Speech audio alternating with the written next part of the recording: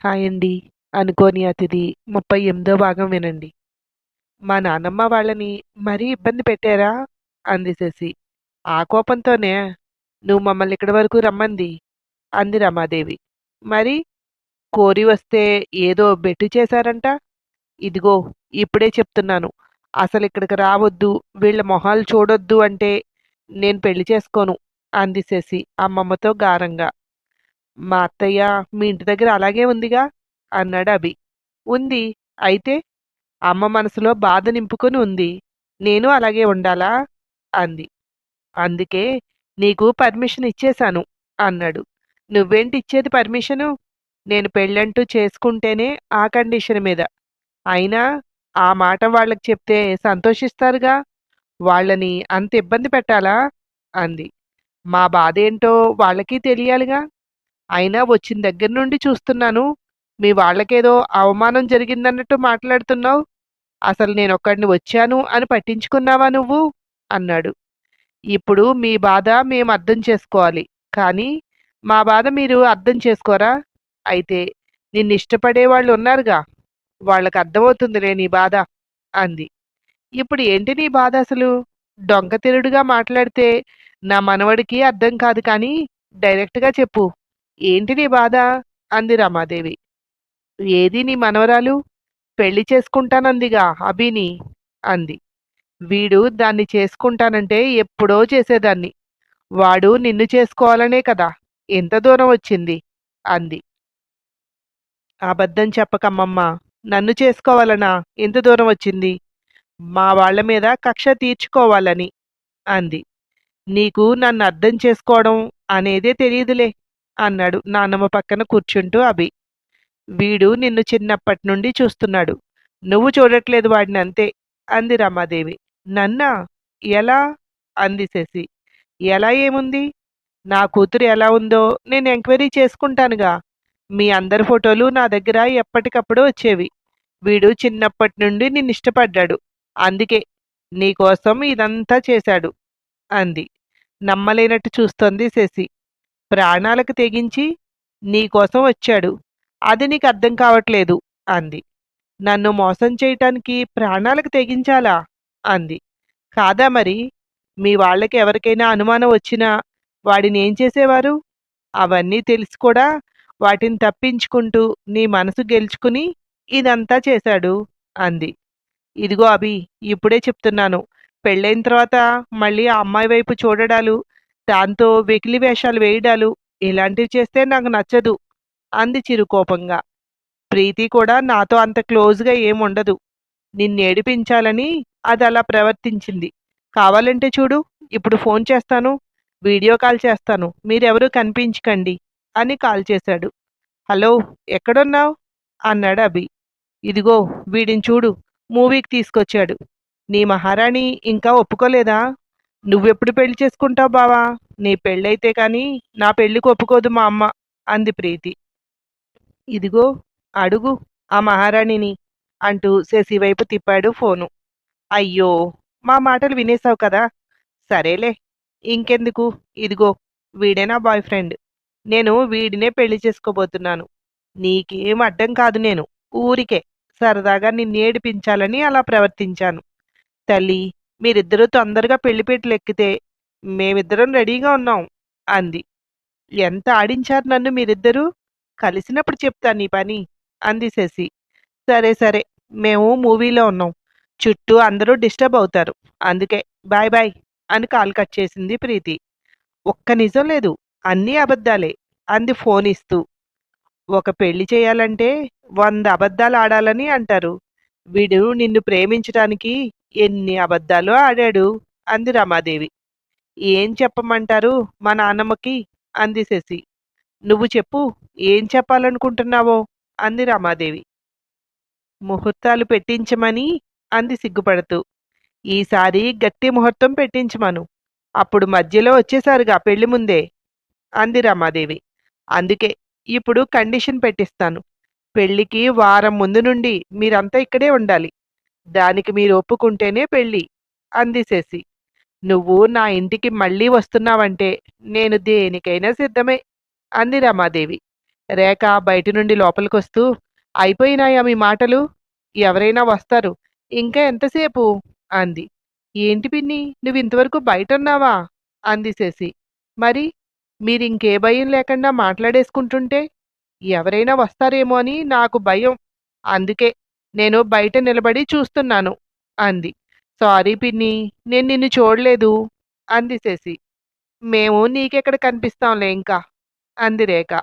అలా ఏం లేదు. నాకు మీరందరూ కూడా కావాలి అంది. మేం బయలుదేరతాం అంది రమాదేవి. అవును అమ్మమ్మ, నాకొక డౌట్. చిన్నప్పటి నుండి నా ఫొటోస్ పంపించి నా గురించి మీకు చెప్పింది ఎవరు? అంది. ఎవరో ఉన్నారులే, తర్వాత చెప్తాను అంది రమాదేవి. మళ్ళీ ఇదొక సీక్రెటా? అంది శశి. నీ పెళ్లి బహుమతిగా వాళ్ళని చూపిస్తాను అంది రమాదేవి. సరేలే, మావయ్యకి ఇష్టమేగా ఈ పెళ్ళి అంది. ఈ బంగారు బొమ్మ తను కోడలుగా వస్తుంటే ఎందుకు కాదంటాడు అంది రమాదేవి. మీరు వెళ్ళండి, మళ్ళీ ఎవరో ఒకరు వస్తారు. మీరిలా మాట్లాడుకోవడం చూస్తే మొదటికే మోసం అంది రేఖ. సరే మేం బయలుదేరతాం అంటూ బయటికి నడిచింది రమాదేవి. ఇద్దరూ కారెక్కుతుంటే ఈలోపు చంద్రం వచ్చి రేఖను చూస్తూ, వీళ్ళేంటిక్కడ అన్నాడు. శశి రమ్మని కబురు చేసింది, అందుకే వచ్చారు అంది రేఖ వాళ్ళు కారు వెళ్ళాక లోపలికొస్తూ. ఏ శశి అన్నాడు. మన శశి కాదులేండి, మీ శశి అంది.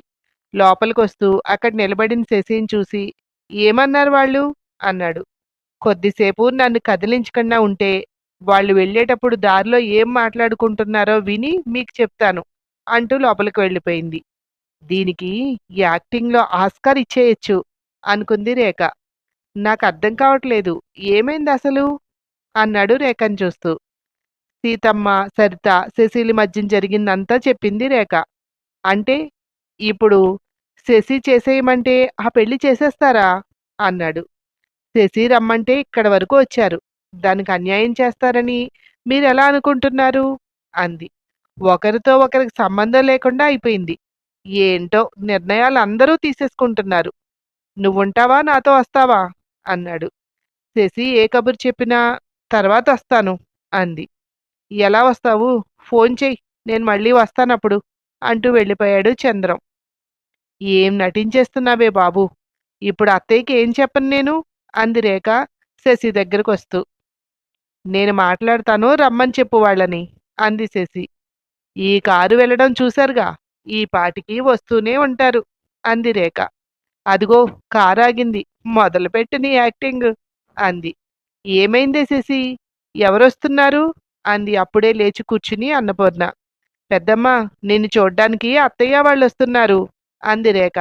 వదిన వస్తుందా అంది అన్నపూర్ణ. సరిత, సీతమ్మ గబగబా లోపలికొచ్చి, ఏమైంది శశి, ఏమన్నారు వాళ్ళు అంది సీతమ్మ.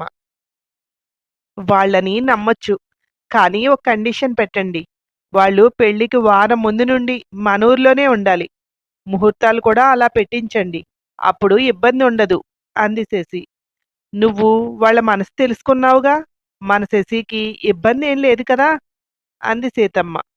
ఏం లేదు, మీ అందరి దగ్గరికి వస్తూ పోతూనే ఉంటుంది అంది. ఎంత చల్లని మాట చెప్పావే, నిండు నూరేళ్లు నా ఆయుష్ పోసుకుని బ్రతుకు అనేసి నిశ్శబ్దంగా ఉండిపోయింది సీతమ్మ. ఇలా దెయ్యంలా తిరగమంటావా అత్తయ్య నన్ను అంది శశి. ఏదో అలా ఏమరపాటుగా వచ్చేసిందే, నీ ఆత్మకు విముక్తి కలిగి నువ్వు మళ్ళీ నా శశి కడుపునే పుట్టాలి అంది. అప్పుడు కూడా నాకు శశి అనే పేరు పెడతావా? వద్దు తల్లి, ఈ పేరు నాకు కలిసి రాలేదు. ఈ పేరు పెట్టద్దు, ఇంకోటేదైనా పేరు పెట్టండి అంది. ఎప్పుడు వెళ్తున్నావు నువ్వు అంది సీతమ్మ. నన్ను పంపించాలని అంత తొందరగా ఉందా అత్తయ్య నీకు అంది శశి. అలా కాదు అంది. శశిని పెళ్లి కూతురిగా చూసి వాళ్ళ పెళ్లి కళ్ళ నిండుగా చూసుకుని వెళ్ళిపోతాను. అలానే పీటల మీద కూర్చున్నప్పటికీ నేను శశి మీద ఉండను, బయటకొచ్చి కూర్చుని చూస్తాను. వాళ్ళ పెళ్ళయిన వెంటనే మీకు ఏ ఇబ్బంది కలిగించను, నేను వెళ్ళిపోతాను అంది. మమ్మల్ని క్షమించినట్టేగా అంది సీతమ్మ.